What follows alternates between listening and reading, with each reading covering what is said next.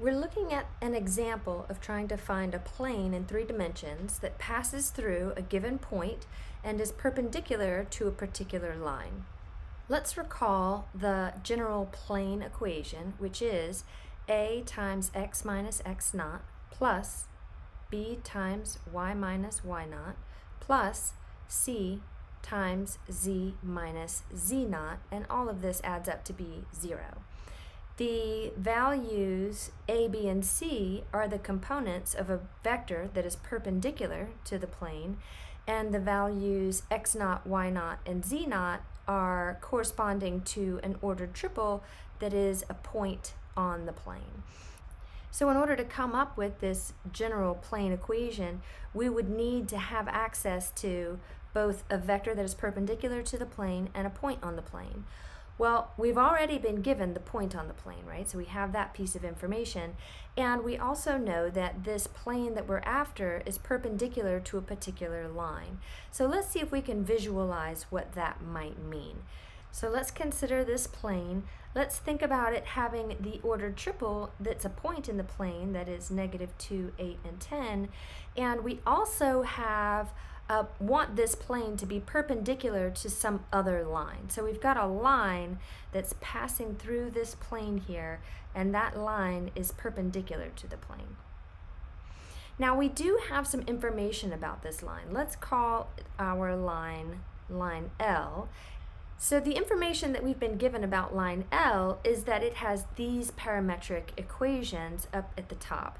And when we are given the parametric equations of a particular line, that automatically gives us some data that we can extract from these parametric equations. We are able to extract from these equations not only an ordered triple that is on the line. Now that line might not also be in the plane, but it is a point on the line, and the point on the line is going to be given by these values here. So we've got 1 and then 0 and then 4. These are going to be the coordinates of an ordered triple that's on that line. We can kind of think about it as being somewhere on the line, not necessarily on the plane, so I'm just going to graph it down here where it's obviously somewhere different. The other piece of information that we get from the parametric equations is a direction vector, or a vector in the direction of our line. And the direction vector, just like the point, can be extracted from the parametric equations. The direction vector's components are the coefficients on the t's here. So we've got the component, the x component is going to be 1, the y component is going to be 2, and then the z component is going to be -3. So we have a vector in the direction of this line, and I'm going to go ahead and just graph it as if it's coming out of that given point. But what we can tell here is that a vector that is in the direction of a line that is perpendicular to the plane that we're after would also be perpendicular to the plane itself. So this direction vector that is a vector in the direction of our line can be used as the normal vector that we need to be able to write the equation of the plane. So generally speaking, in order to write the equation of a plane, we need 2 things. We need an initial point, or point that is in the plane, and so that is our -2, 8, 10. And we also need a normal vector. And the vector that we're going to choose as the normal vector is the one that's in the direction of the line that is perpendicular to the plane, and that was 1, 2, -3. So once we have these 2 pieces of information, we're simply going to take them and plug them into our general equation for a plane.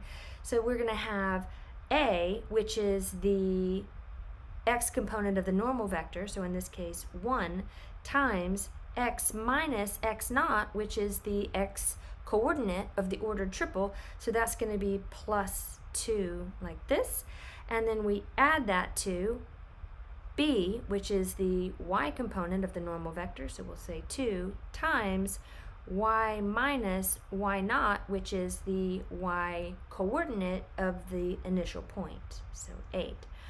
And then plus c, which is the z component of the normal vector. Since that's negative, we'll call that minus 3 times z minus the z naught is the z coordinate of my initial point, or the point in the plane. So we'll say it like this, and we'll set that equal to 0. And basically, that is it. I'm going to erase the 1, so we cleaned it up a little bit. Now we could leave it just like this, or we could also go ahead and multiply all this out, calling it x plus 2 plus 2y minus 16 minus 3z plus 30 is equal to 0.